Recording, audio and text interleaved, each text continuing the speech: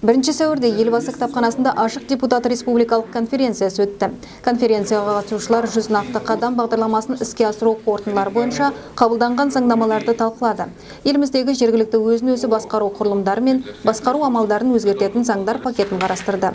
Шараның модераторы Қазақстанның азаматтық альянсы қоғамдық бірлестігінің төрағасы Нұрлан Ерімбетовтің айтуынша, Қазақстанда азаматтық сектордың дамуы үшін қажетті жағдайлар жасалуда.